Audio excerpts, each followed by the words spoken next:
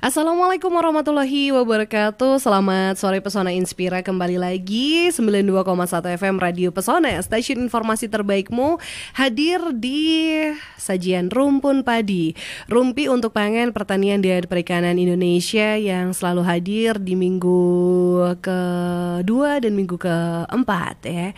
Dan pastinya kita akan ngobrolin tentang hal-hal yang berkaitan dengan pertanian atau dengan perikanan dan juga tentang pangan. Nah, kali ini karena kita sudah mulai memasuki musim penghujan, ini antisipasi yang memang perlu dilakukan. Contohnya tentang apa sih gitu kan. Nah, topik kita hari ini adalah antisipasi OPT atau organisme pengganggu tumbuhan di musim penghujan. Nah, di studio sudah hadir narasumber kita. Boleh kita kenalan. Kayaknya nih mungkin Pesona Inspira ada yang udah kenal atau mungkin ada yang masih ingat. Yang pertama ini dari POPT Kecamatan Selomerto, Wadas Lintang, Kaliwiro dan Sukoharjo, ada Mas Suranto. Halo Mas Suranto. Halo Mbak Mita. Apa kabar? Baik. Ketemu lagi ya? Ya, betul banget ya. Oke, nah selain Mas Ranto, ini juga ada Mbak Nuning Dita Wardani dari POPT Kecamatan Sapuran, Kepil, Kalibawang dan Kalikajar. Halo Mbak Dani. Halo Mbak Mita, selamat siang. Iya, apa kabar? Alhamdulillah baik, luar biasa. Oke, ini kita juga pernah ketemu sebelumnya ya. Iya, Waktu Mbak itu Mita. ngobrolin apa ya? Pestisida nabati. Oke, Ya. tentang pestisida ya. Dan kali ini kita akan ngobrolin tentang organisme pengganggu tumbuhan atau OPT dan antisipasi di musim penghujan ini seperti apa gitu. Nah, Pesona Inspira boleh gabung silahkan di 0283 2383 9996 sampai di jam 5 di jam 4. Kalau jam 5 agak kelamaan ya. Jam 4 aja silahkan ditunggu untuk pertanyaan atau mungkin sekedar ingin konsultasi atau juga pengen tanya-tanya atau hanya menyapa aja Mas Ranto dan Mbak Deni, silahkan 0823 2383 9996. Baik, Pesona Inspira, kita ini udah mulai memasuki musim penghujan gitu ya. Dan hujan ini biasanya tanaman-tanaman, gak cuma tanaman aja yang subur, tapi juga kayak tumbuhan-tumbuhan rumput dan juga organisme pengganggu tumbuhan atau OPT ini sering banget jadi makin subur juga gitu ya. Kira-kira sih ada apa aja OPT, terus seperti apa gitu. Nah, pengen tanya dulu nih. Yang pertama adalah apa yang dimaksud dengan OPT gitu ya. Organisme pengganggu tumbuhan tuh sebenarnya apa sih gitu. Kita pengen tahu dulu nih. Silahkan. Halo ya, selamat siang nih pendengar dari Pesona. Ini kita akan bahas nih apa sih OPT itu ya. Sering orang mendengar, bahkan melihat, bahkan membaca tentang OPT. Tapi OPT itu sendiri apa? OPT adalah semua organisme yang dapat merusak, mengganggu kehidupan atau menyebabkan kematian pada tanaman. Ya, di dalam OPT ini ada hama, penyakit, dan gulma. Ternyata gulma termasuk OPT, Mbak Mita. Ya, ini. Ya, hama itu adalah hewan yang merusak tanaman. Hama itu hewan yang merusak tanaman dan dapat menimbulkan kerugian. Nah, hama biasanya merusak itu ada bekas gigitannya. Ada bekas gigitan, dan hama ini secara garis besar hewan yang dapat menjadi hama itu ada serangga, moluska, tungau, tikus, burung, dan mamalia besar. Itu kalau sudah merugikan di lahan kita, lahan pertanian atau lahan budidaya, itu disebut dengan hama. Kita ke penyakit. Penyakit merupakan sebuah kondisi di mana tanaman terganggu, namun bukan berasal dari hama, melainkan karena jamur, virus, ataupun bakteri yang akhirnya dapat merugikan manusia. Nah, itu.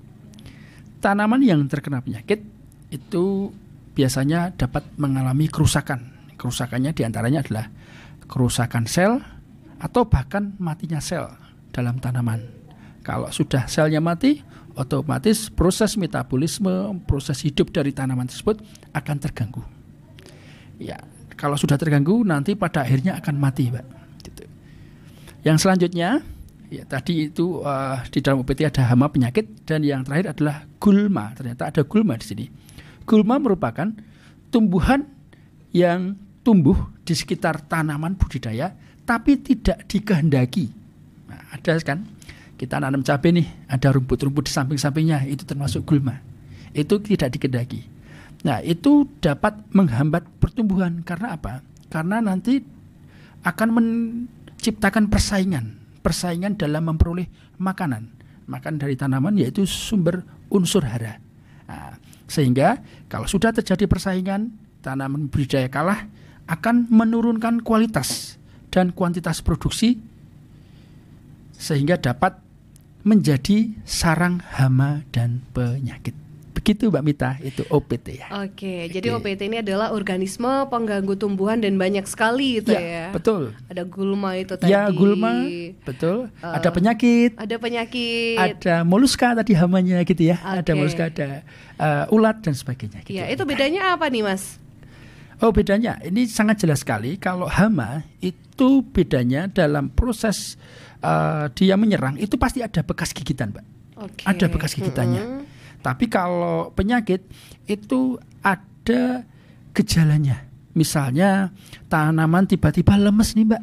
Nah, itu ya, kayak tiba-tiba lemes, layu. Nah, itu karena penyakit, bisa karena penyakit itu.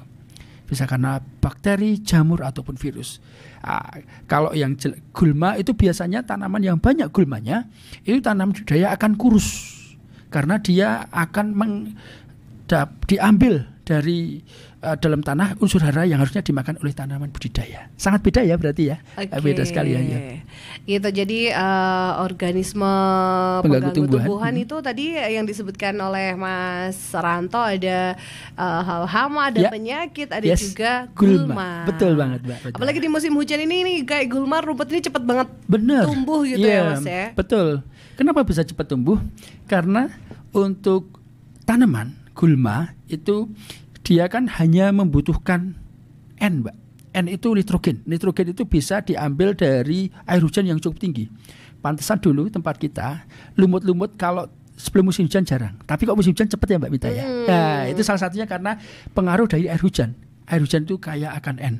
Begitu juga rumput-rumput juga, ditumbuhnya cepat sekali. Waduh, ya itulah kenapa kalau hujan tuh selalu membawa berkah gitu ya. Betul sekali ya, Mbak Mita. Benar banget.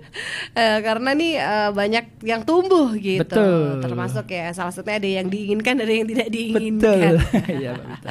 Baik, nah ini tadi disebutkan Mas Ranto ada OPT yang sudah disebutkan. Nah sekarang nih ada nggak sih OPT yang perlu diwaspadai? Kira-kira apa aja gitu, Mbak Dani, mungkin silakan. Ya, terima kasih Mbak Mita dan selamat siang Pesona Inspira. Ngomongin musim hujan ya Mbak ya, emang musim hujan tuh memang berkah buat kita semua ya Mbak ya, apalagi untuk petani. Terlebih karena untuk petani itu musim hujan membawa berkah ya, air jadi melimpah sehingga tanaman berbagai komoditas itu bisa tumbuh dengan baik dan subur. Ya, tanpa perlu menyirami gitu ya Mbak. Iya, benar sekali Mbak.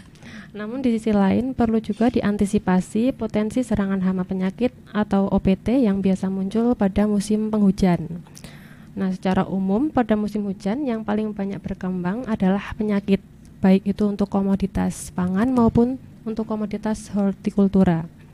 Nah, hal ini karena saat musim hujan itu kelembapan relatif tinggi sehingga memicu berkembangnya penyakit yang disebabkan oleh jamur maupun bakteri. Kelompok mikroba ini sangat tahan terhadap suhu yang rendah dan juga atas ketersediaan air yang melimpah. Misal kayak genangan air hujan itu memang sangat disukai kondisinya oleh mikroba tersebut, Mbak.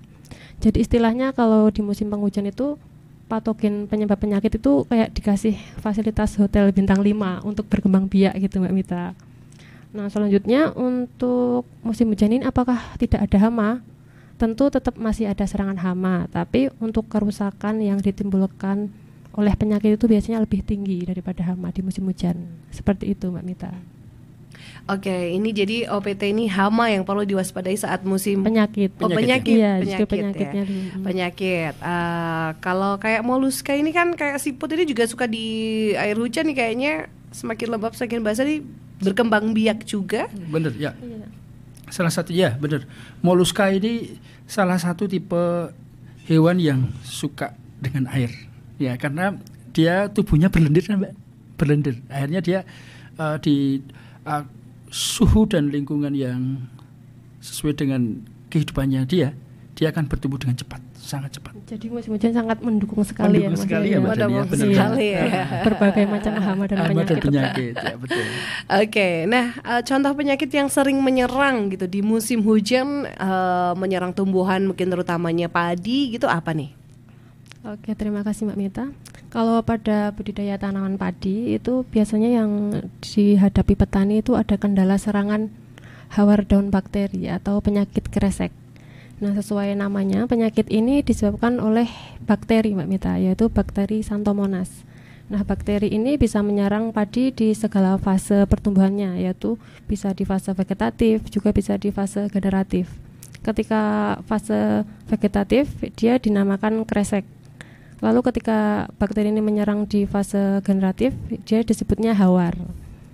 Terus untuk gejala serangan kresek itu sendiri yaitu bisa dilihat di tepi daun. Biasanya padi yang terkena gejala kresek itu akan mengering.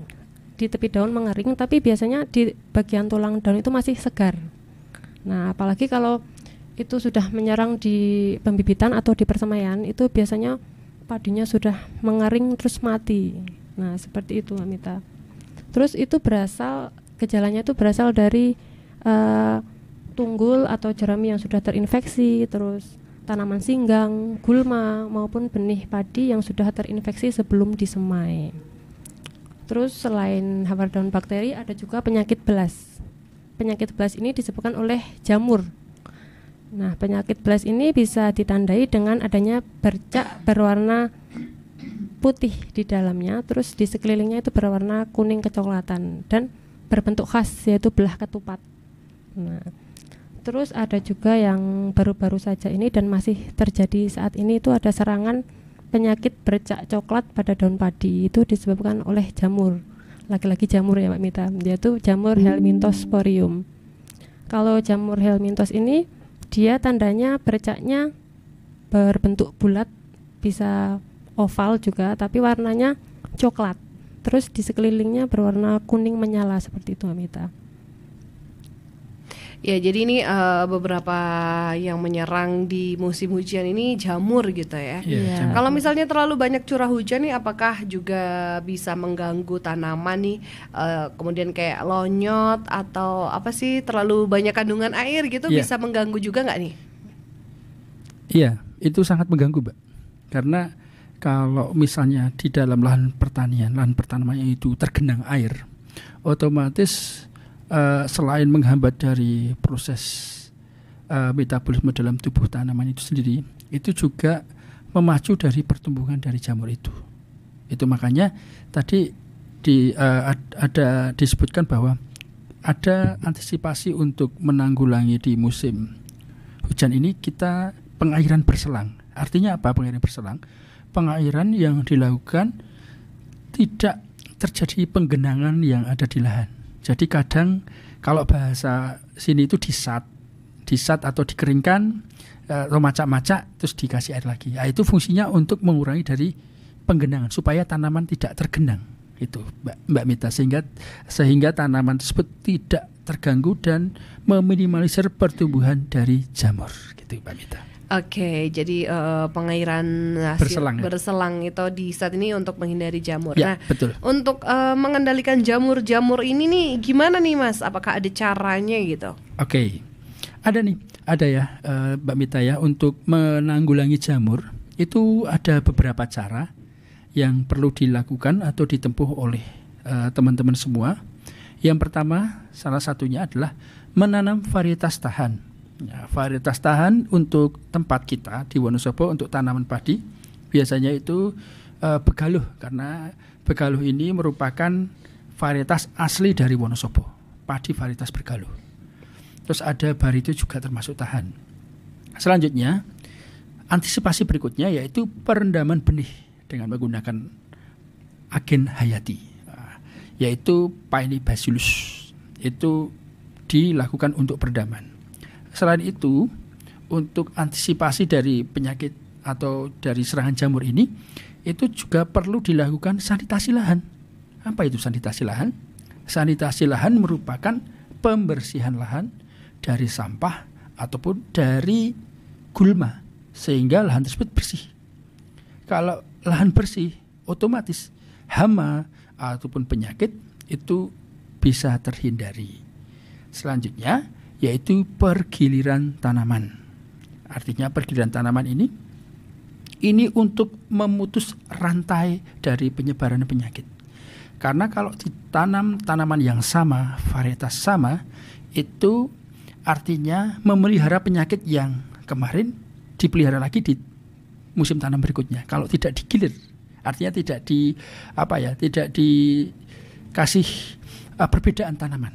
Itu harus diselang-seling gitu. Selang-seling, betul Mbak Mita, selang-seling, betul.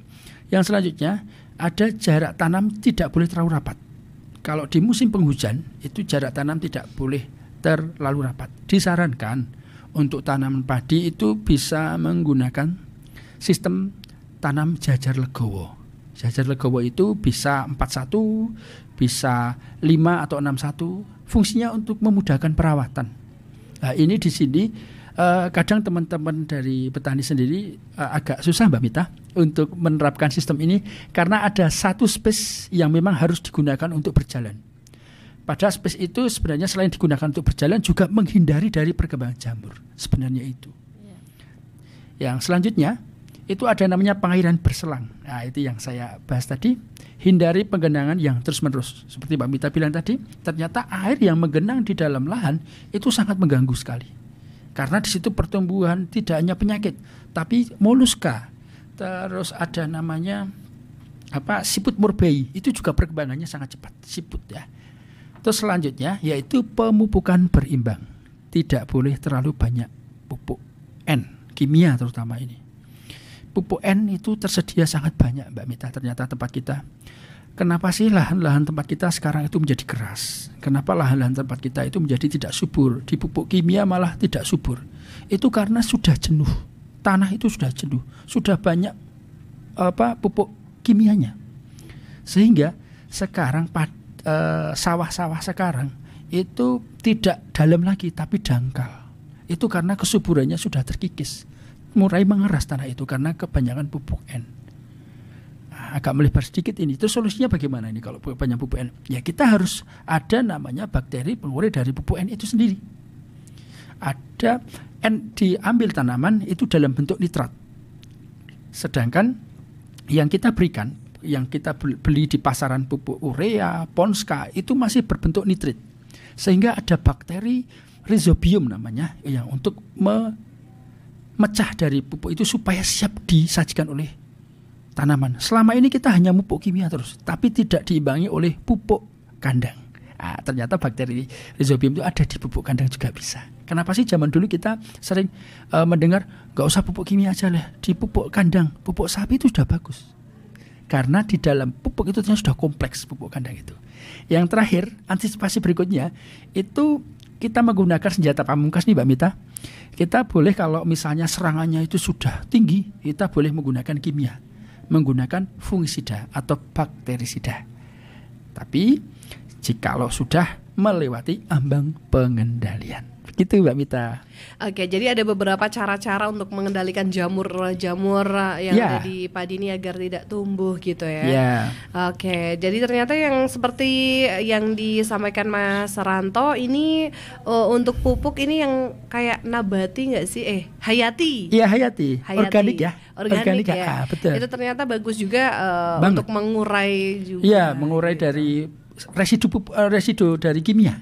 residu dari pupuk kimia. Pupuk kimia. Betul. Oke. Nah, ini yang menarik sekali Pesona Inspira yang mau tanya-tanya langsung saja silahkan di 0823 2383 9996. Saya juga masih ada banyak sekali pertanyaan yang ingin ditanyakan kepada kedua narasumber kita, ada Mas Ranto dan juga Mbak Dani. Tapi kita akan kembali sesaat lagi. Jadi Pesona Inspira tetap di Rumpun Padi, Rumpi untuk Pangan Pertanian dan Perikanan Indonesia, dan kami akan kembali sesaat lagi. Setiap daya tarik miliki pesona. Informasi dan inspirasi bersinergi menjadi Inspira. Pesona Inspira, stay tune di 92,1 FM ya. Tentunya di Radio Pesona Wonosobo, stasiun informasi terbaikmu. 92,1 FM Radio Pesona, stasiun informasi terbaikmu. Kembali lagi untuk Rumpun Padi, Rumpi untuk Pangan Pertanian dan Perikanan di Indonesia. Dan kita masih bersama Mas Ranto dan juga Mbak Dani. Ini dari POPT yang tersebar di berbagai kecamatan nih ya. Oke, nah kita balik lagi nih, di Wonosobo ini kan ada tanaman cabai dan kentang gitu ya. Apa sih OPT yang paling sering menyerang tanaman horti, terutama yang tadi saya sebutkan nih? Silakan Mbak Dani mungkin. Ya, terima kasih Mbak Mita. Yang paling banyak dikeluhkan dan ditakuti oleh petani horti ya, terutama petani cabai, itu adalah serangan patek atau antraknus. Mungkin Mbak Mita tidak asing dengan penyakit patek ya Mbak ya. Nah, serangan ini masih menjadi momok bagi petani karena kerugian yang ditimbulkan itu sangat besar Mbak. Berkisar 20-90% kerugiannya, bahkan bisa gagal panen. Nah, hal itu menyebabkan tanaman cabai itu membusuk. Terus penyakit ini disebabkan oleh jamur Colletotrichum. Nah, gejalanya dia akan menginfeksi cabai dan efeknya akan membentuk bercak hitam kecoklatan yang akhirnya bercak tersebut akan meluas dan menyebabkan buah busuk. Kemudian busuk tersebut akan lama-lama akan mengering dan membuat buah cabai itu seperti jerami yang kering gitu Mbak. Terus selain patek ada juga penyakit lain yang perlu diwaspadai, yaitu diantaranya ada layu fusarium, layu bakteri, dan busuk batang. Seperti itu Mbak Mita.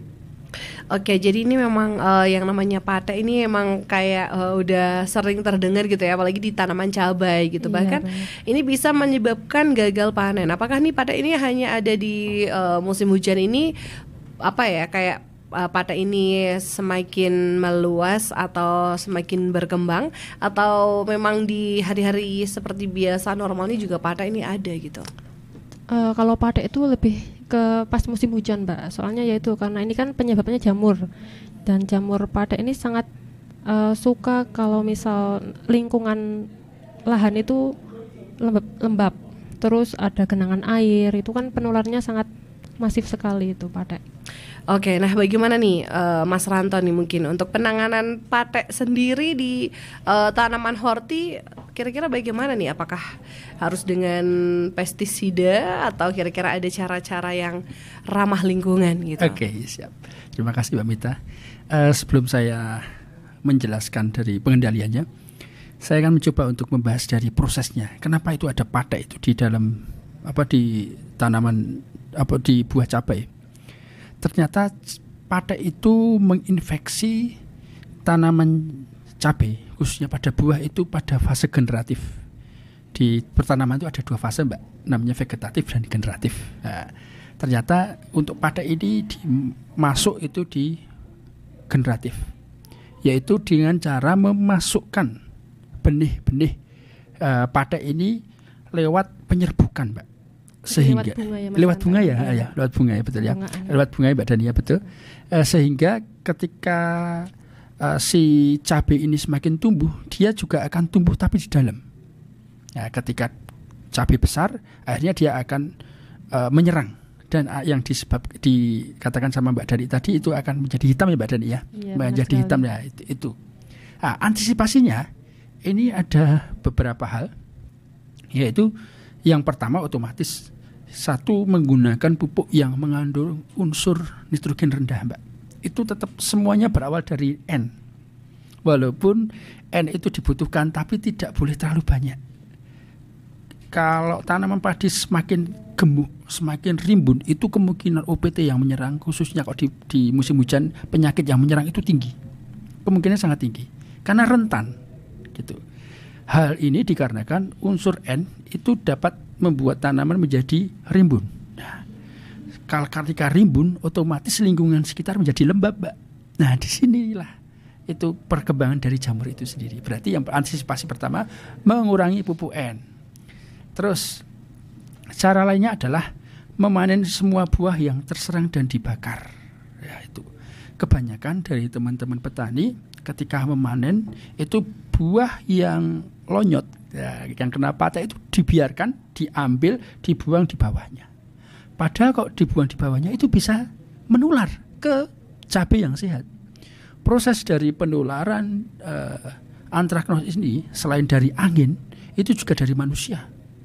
Dari air itu sangat rentan. Otomatis ketika bekas tanaman cabai yang terkena penyakit dibuang di situ, itu akan menyebabkan penularan dari tanaman atau buah cabai yang sehat. Makanya ketika diambil dibakar, wajibnya itu. Terus selain menggunakan pestisida, ini pestisida nanti langkah akhir nih, Mbak. Itu menggunakan aplikasi APH, agen pengendali hayati, yaitu menggunakan trichoderma. Nah, trichoderma ini ternyata jamur, Mbak Mita. Jamur yang memerangi jamur. Trichoderma ini jamur baik, sedangkan jamur yang merugikan itu antraknos tadi. Jamur apa tadi, Mbak Dani? Collectotrichum. Kok apa? Collectotrichum. Ya, Collectotrichum ini jamur yang jahat sekali. Nah, makanya kita adu nih, Mbak. Kita adu menggunakan trichoderma dengan jamur yang jahat tadi. Nah, otomatis nanti itu yang namanya APH, yang namanya trichoderma itu tentunya ramah lingkungan, Mbak. Tidak ada residu sama sekali. Tidak ada residu, tidak ada kerusakan yang ditimbulkan. Kalau itu tidak bisa, kalau itu menggunakan APH tidak bisa, baru senjata pamungkasnya menggunakan fungisida. Nah, apa itu bahan aktifnya? Bahan aktifnya ada tebuconazole dan propinep. Nah, bisa dicampurkan dari dua bahan tersebut. Kalau teman-teman petani sudah pada tahu nih, Mbak, kalau misalnya funginya apa saja, lebih pintar mereka, Mbak, kalau kimia, karena sudah tersedia di pasaran. Gitu, Mbak Mita. Oke, terima kasih nih Mas Ranto informasinya. Jadi tadi terlalu rimbun juga ini walaupun kayaknya sehat, betul, gitu ya, tumbuh subur, tapi ternyata rentan juga gitu. Betul. Dan kalau buang ini untuk yang daun atau buah yang tidak sehat ini juga jangan sembarangan gitu, betul, ya, karena bisa menular gitu. Betul, di kantong, buang, bakar. Itu bakar nih paling aman nih, paling agar aman, tidak menular. Betul. Dan pakai agen pengendali hayati seperti trichoderma tadi. Iya, betul. Oke, dan juga yang terakhir itu baru ya udahlah ya, yang udah gimana lagi ya, itu. Kalau udah nggak bisa lagi kasih pestisida gitu. Mungkin menambahkan, Mbak. Oke, silakan Mbak Dani. Untuk itu Mas Ranto, agen hayatinya kita juga bisa pakai PGPR ya. PGPR betul. Ya, itu PGPR juga termasuk itu agen hayati. Itu juga agen hayati, Mbak Mita. Jadi kalau PGPR ini isinya itu bakteri baik. Jadi dia bisa dikasihkan di awal tanam, okay, itu untuk memproteksi tanaman agar dia istilahnya terimunisasi ya. Kalau kayak bayi itu dia terimunisasi biar kebal terhadap serangan penyakit seperti itu, Mbak Mita. Oke, jadi ini diberi vaksin gitu ya, kayak benar, vaksin ya, diimunisasi. Ada PGPR tadi. Oke. Selanjutnya nih untuk pertanyaan yang sudah masuk, boleh saya baca dulu. Pada musim penghujan kubis saya banyak yang terkena akar gada. Bagaimana penanganannya? Oke, terima kasih. Akar gada ya. Iya, akar gada. Oke, Mbak Mita, terima kasih. Untuk akar gada pada kubis itu kan biasanya gejalanya dia akarnya itu membengkak atau istilahnya ngenros gitu ya, Mbak ya. Nah, akar gada ini disebabkan oleh jamur Plasmodiopora yang dia sifatnya itu adalah jamur patogen tular tanah. Nah, tadi kan sudah dijelaskan sama Mas Ranto terkait agen hayati trichoderma ya, Mbak ya. Untuk menangani jamur penyebab akar gada ini bisa dilawan dengan menggunakan jamur trichoderma tersebut. Jadi istilahnya jamur baik ketemu jamur jahat. Nah, jamur trichoderma ini sangat efisien dan mampu melawan penyakit tular tanah seperti akar gada, seperti itu Mbak Mita. Oke, semoga terjawab pertanyaannya tentang akar gada. Kemudian nih, mau bertanya, padi saya itu berwarna coklat, mudah dicabut dan bekas cabutannya bau bacin. Kenapa ya? Wah, itu terima kasih. Pertanyaan ini biasanya dari teman petani yang dataran bawah nih Mbak Mita. Ya. Padi ya Mas. Padi soalnya, dia. ya. Oh, ya. Ya, tanaman yang terindikasi tersebut yang gejalanya itu coklat, ketika dicabut itu berbau, bau bacin tadi ya Bapak petani bilang bacin itu terkena penyakit itu Mbak, penyakit dan busuk. Busuk ketika ada ulatnya itu berarti terkena hama namanya penggerek batang. Nah itu tepat Bapak tadi yang mengirim WA ke Pesona itu terkena penggerek batang ya, terkena penggerek batang. Penggerek batang itu disebabkan oleh apa? Disebabkan oleh kupu. Apalagi sekarang musim penghujan ini kupunya banyak sekali Mbak Mita. Ada laron awal-awal kan ya, ada laron, ada kupu, ini sangat banyak sekali. Dan ibaratnya waktu musim penghujan ya hama-hama seperti kupu maupun ulat ini mereka bertelur dan akan menetas sehingga menyebabkan kerusakan, ya, menyebabkan kerusakan di tanaman padi khususnya untuk yang penggerek batang ini. Nah, antisipasinya seperti apa? Itu bisa satu menggunakan agen hayati lagi nih Mbak Mita kita kenalkan. Ada namanya Beveria bassiana. Beveria bassiana itu juga bisa digunakan untuk penggerek batang. Kalau Beveria bassiana sudah tidak bisa, sekali lagi menggunakan insektisida. Ya, insektisida itu bisa bersifat bersifat kontak maupun sistemik. Kalau kami sarankan tetap bersifat sistemik karena ulatnya itu di dalam batang. Gitu Mbak Mita. Oke, jadi memang kalau bisa nih pakai yang hayati dulu ya. Betul. Kalau mau pakai fungisida, insektisida itu udah langkah akhir. Udah langkah akhir. Senjata pamungkas bahasanya. Senjata pamungkas ya. Kalau udah kepepet banget gitu ya Mas betul, ya. Oke. ya. Kemudian ada Mas Rohim di Wonosobo aja mau tanya, tadi disebutkan ada trichoderma, itu cara mendapatkannya bagaimana? Oh ya. Nah, silakan. Terima kasih Mbak Mita. Untuk trichoderma sendiri atau agen hayati ini memang tidak seluas pestisida kimia ya Mbak. Pasarnya itu kalau pestisida kimia kan banyak sekali tersedia di toko-toko pertanian. Mungkin kalau trichoderma ya cuma 1-2 toko. Tapi ini trichoderma atau agen hayati ini mempunyai kelebihan, yaitu bisa dibuat sendiri Mbak. Tentunya dengan biaya yang murah dan proses yang mudah. Jadi nanti kita bisa buat sendiri itu. Kalau mau petani nanti bisa menghubungi petugas POPT ataupun petugas penyuluh di BPP setempat, begitu Mbak Mita. Ya, jadi ini silahkan bisa dikonsultasikan ya, karena memang lebih baik gitu kan, tidak mencemari lingkungan. Benar, Mbak Mita, ya. Oke, ada satu lagi Mas Rotif di Wonosobo izin bertanya, apakah agen hayati ini sama dengan pestisida nabati? Oke, untuk agen hayati, pertanyaannya agen hayati apakah sama dengan pestisida nabati? Yang ini jelas beda ya Mbak Dania? Iya, beda Mas. Sangat beda ya. Kalau untuk pestisida nabati ini biasanya pestisida yang dihasilkan dari bahan-bahan organik. Dari tumbuhan. Dari tumbuhan ya, iya, Mas Mbak ya.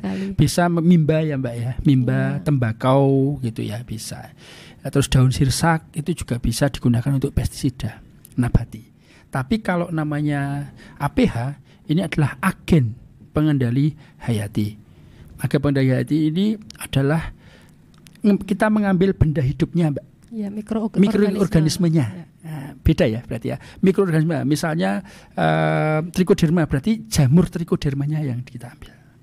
Nah, kalau yang namanya pestisida nabati itu adalah bahan-bahannya yang dari tumbuhan. Gitu ya Mbak Dania. Mungkin bisa ditambahkan Mbak Dania. Ya, kalau misal pesnap itu emang bahan aktifnya itu berasal dari tumbuhan, diekstrak dari tumbuhan. Kalau APH seperti yang Mas Ranto bilang tadi, dia berasal dari mikroorganisme di sekitar kita yang bisa kita eksplorasi, terus kita jadikan bahan pengendali. Istilahnya kalau patogen penyakit itu kan berarti jamur jahat ya Mbak ya. Terus kita ini ada nih lawannya, jamur baik. Nah, itu namanya agen hayati. Seperti itu Mbak Mita. Oke, jadi berbeda gitu ya. Oke, semoga terjawab pertanyaannya. Oke nih, karena sudah mulai menuju ke penghujung acara, ini saya pengen tanya tahapan upaya yang dilakukan petani untuk antisipasi musim penghujan, khususnya dalam hal budidaya dan pengendalian OPT. Karena ini lagi musim hujan gitu ya, lagi deres-deresnya juga gitu. Jadi silakan seperti apa tahapan-tahapannya? Oke, tahapannya terakhir dari kami ya Pak ya, mungkin dari saya, itu wajib Bapak Ibu petani itu wajib menanam varietas yang tahan. Karena varietas ini sangat menentukan dari keberlangsungan kehidupan selanjutnya. Artinya ketika varietasnya dengan memilih yang tidak tepat, otomatis nanti akan terkena OPT atau hama penyakit itu Pak. Itu. Yang selanjutnya perlu dilakukannya sebuah perlakuan. Kalau kita sudah memilih varietas yang tepat, kita ketika mau menanam harus kasih perlakuan, kasih proteksi dulu, dikasih imun dulu, supaya dalam sudah sifat aslinya dia sudah tahan, tapi dikasih pelindung lagi. Dan selanjutnya perlu dilakukannya yaitu kultur teknis yang benar. Kultur teknis itu teknik budidaya yang benar. Ingat Bapak Ibu, teman-teman Pesona Inspira, bahwa metode dari penanaman atau pertanian di musim hujan dan kemarau sangat berbeda, baik dari jarak tanamnya, pergiliran tanamannya, maupun dari segi pengairannya. Panjenengan harus menggunakan kultur teknis yang tepat. Yang terakhir yaitu Bapak Ibu tidak disarankan menggunakan pupuk N yang terlalu tinggi. Ingat Bapak Ibu atau teman-teman Pesona Inspira bahwa air hujan itu sudah mengandung unsur N yang sangat tinggi. Jangan ditambah lagi. Nanti kegemukan tumbuh menjadi rimbun, akhirnya terkena cendawan atau terkena jamur maupun bakteri gitu. Dan yang terakhir itu adalah Bapak Ibu jangan malas-malas untuk ke lahan. Karena di lahan kadang Mbak Mita yang kami lihat itu kita pengennya menanam, setelah itu tinggal pergi Mbak. Tinggal pergi kita nunggu hasil, nggak bisa seperti itu gitu. Harus rajin ya. Harus rajin ya, karena itu kalau peroleh hasil kan kita dapat sendiri kan. Oke. Nah, itu Mbak Mita dari kami. Terima kasih Mbak Mita. Oke, artinya ini proses tidak mengkhianati hasil ya. Yes, that's right Mbak Mita. Oke, mungkin ini ada yang mungkin ingin disampaikan nih. Kalau misalnya melihat kondisi di Wonosobo yang secara umum nih memang curah hujannya juga cukup tinggi gitu ya. Kalau misalnya langkah-langkah yang tadi Mas Ranto sampaikan, Mbak Deni sampaikan gitu ya, tidak ada langkah antisipatif dan juga tidak ada seperti pengendalian nih, apa yang akan terjadi gitu?